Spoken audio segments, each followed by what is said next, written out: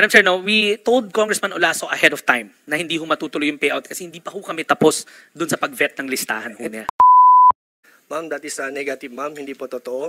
We were already scheduled, ma'am. Yung payout namin scheduled on the 12th, on the 11th. I received a call from the SWD telling me na hindi na matutuloy yung payout. Sabi ko, bakit? Ano nangyari? Sir, pinahinto sa taas. Sabi ko, if that would be the thing, sabi ko nga, dapat give me a written letter. At least I can show that to the people na pinahinto sa taas. Even the regional director nag-text sa akin. Sabi niya, sir, ayaw kong maipit. And that's not true na sinabi niyo kanina na you informed me earlier na hindi ready yung payouts. Nandito na, sir, ready na. We posted on Facebook. That is already 3 weeks ago. We posted it. Ready na. More than 12,000 payouts. Pinakancel lahat. Ito pa, Sec. Rex, no? I'm sure, galing po kayo sa political family. Kapatid mo, tumatakbo. Fortunately, wala naman sigurong kalaban. Hindi ka ba naging selective sa pagpili ng pagbibigyan mo ng mga ayuda, no? Halimbawa, Quezon City, hindi ka ba naging selective sa pagbibigay ng AIC sa mga officials doon sa pag-identify nila? Alam mo, Secretary Rex, alam mo, bilog naman ang mundo. What if ikaw na yung kandidato pagdating sa 2028? And I'm sure darating naman yung puntong gano'n, no, na magiging kandidato ka muli kasi you belong to a political family. At alam nyo naman nung panahon ni dating Pangulong Duterte, ang Valenzuela ay kung ano mga pangangailangan doon sa inyong ospital, sa inyong dalawang ospital, sa mga indigents doon, when you were still the mayor, nagkapalitan na lang kayo ng iyong kapatid, ay binibigay talaga what is due, especially doon sa mga indigents. Yung talagang mga kababayan nating mahihirap po. Matagal na rin po kayo sa local government. Alam nyo naman po yung sino talaga yung deserving at nangangailangan. Yun lang po ang pakiusap ko sana. Hindi po ito maging selective kayo sa inyong posisyon at hindi po ito, gaya ng sinabi ni Madam Chair, Senator Amy, na hindi po ito magagamit sa politika. Dahil tandaan po natin, darating rin po ang panahon na maaring kayo rin po ay maging kandidato at kung ano bang mararamdaman nyo na magkakaroon po ng selective yung agencies tapos ikaw hindi ka pagbibigyan. Atin dito sana po ay maging pantay-pantay po ang ating trato at wag ito magamit. Napakahalagang opisina po itong DSWD at hindi po dapat magamit ito sa politika. Dahil wag niyo pong pagsamantalahan ang kahinaan po ng mga kababayan nating mahirap. Naghihirap na nga, magmamakaawa pa sila para matanggap nila yung ayuda mula sa gobyerno. Tandaan natin, hindi niyo po pera yan, hindi natin pera yan, pera po ng taong bayan yan at dapat po ibalik sa kanila.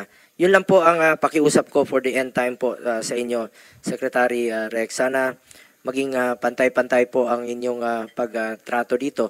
At sana pakinggan na lang po natin. Nandito naman siguro si Congressman Olaso. Pakinggan natin ang kanyang hinaing kung ano talaga yung totoong nangyari since meron naman tayong hearing. Dito po. Bigyan natin ng due courtesy. Bago mapunta doon na Senator Bong, kasi mahabang diskusyon yan, hayaan na natin si Secretary at si Congressman Olaso.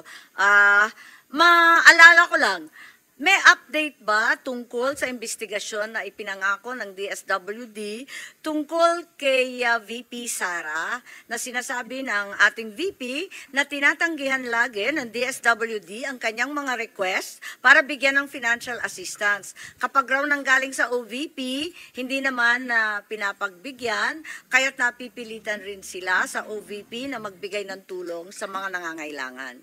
Madam Chair, lalahatin ko na ho. Una, hindi ho pinagsasamantala ng DSWD yung pondo ng DSWD para sa taong bayan ho yan. We agree with that. Number two, as we speak right now, lahat ng tanggapan namin nakabukas. Araw-araw may mga lumalapit at araw-araw ina-assess yan ng ating mga social worker. Pagdating mo doon sa investigation na yon, Madam Chair, Kasi pinangako yes, Madam yata Chair, ni and Secretary I will na report. magkakaroon ng investigasyon tungkol sa mga request ni VP na lagi na lang tinatanggihan. Madam Chair, I'll report now. Madam Chair, with me is Assistant Secretary Ulysses Aguilar. He's the one that handles the referrals from the Office of the Vice President. Agad-agad, kinausap niya yung handling officer sa kabila, Okay. si Director Norman. Okay. If Director Norman, si ASEC Yuli will gladly give the text exchange of text messages. Kasi Sure. tinanong namin sa kanya ano ba yung issue para alam namin ano yung titignan. In fact, ang sabi niya, wala rin ho siyang alam kasi lahat naman ng referral daw namin nila, malugod naming tinatanggap. We can furnish you the screenshots, Madam Chair, but we have to ask permission of Director Norman if he will also consent. But the screenshot of their exchange is there kasi tinignan namin, we wanted to know kung alin. That's why ASEC Yuli came into the picture. We asked Director Norman na normally nagre-refer. So we will gladly show you the exchange of messages. Yes, kung maaari lamang para matapos Tama, na Madam Chair. yung usapin na yan Madam Chair. dahil parating inuulit-ulit. Yeah, Madam Chair, and also, if I can also add, we'll also submit to the committee a copy of a plaque that we just received middle part of this year from the OVP saying that we're a valued partner, that we would always help the referrals. Meron din ho kaming parangal ho doon and we'll gladly submit it to the committee as well. Yes, if we could put that on record, that Yes. would put the matter at rest and we can be Yes, clarified Madam Chair, on we will have to the seek concern. the permission lang of Director Norman kasi it's a private Okay. exchange between the two of them. But Yes. on our side, we will gladly furnish you the screenshot, Yes. provided that Director Norman will also agree because of data privacy. Thank you very much, Secretary. We'd be very grateful for the update. In the meantime, if you could be very brief, Congressman Senator Tolentino has just arrived. We're trying to wind down the hearing, having already requested specific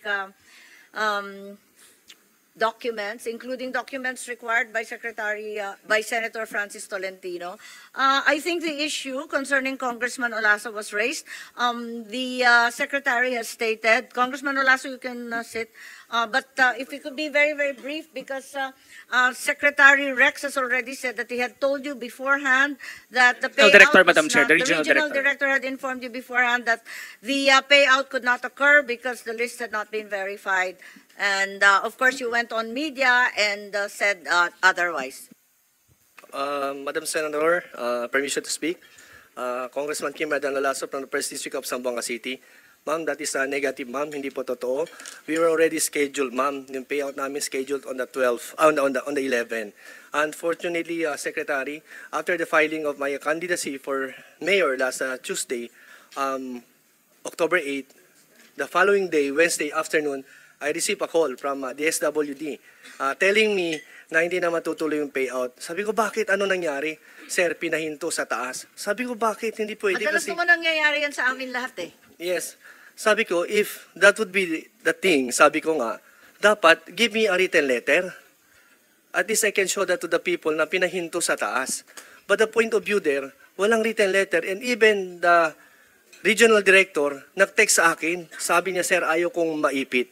So sabi ko, I cannot stop the payout not unless you'll give me a written letter. Wala pong galing black and white from the SWD. That's my basically point of view.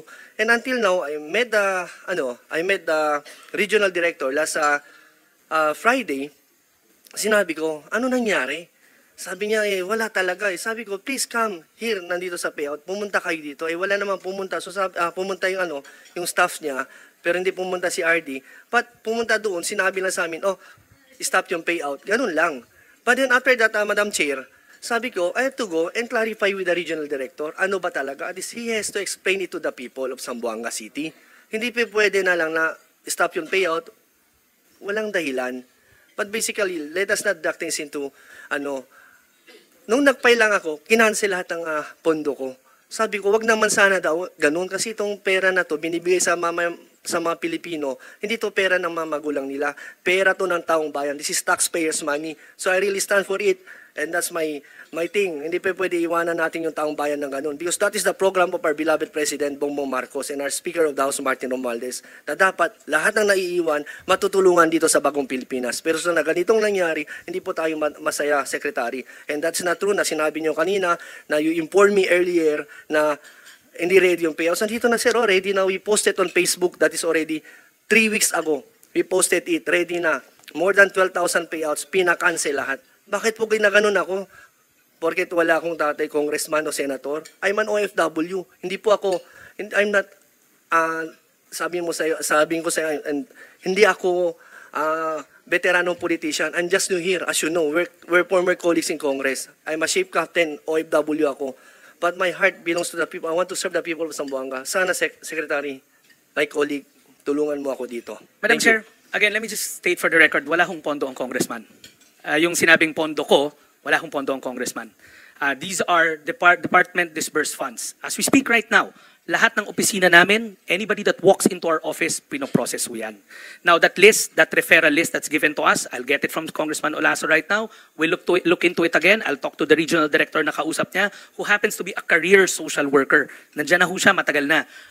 Give me the list, I'll talk to the regional director, then if he says that the list is clean and it's ready for to be paid out, kasi talagang kailangan, then we'll pay it out. Bakit po? Secretary, ang problema dyan, yan din ang sabi ninyo last year. Kaya si Senator Bongo nagdududa na rin eh. Madam Chair, in the last hearing, I told the good senator, I think there's a miscommunication between his office and our office. The original list that they gave Madam us, Chair. which we can give back, is a list of LGUs, not end beneficiaries.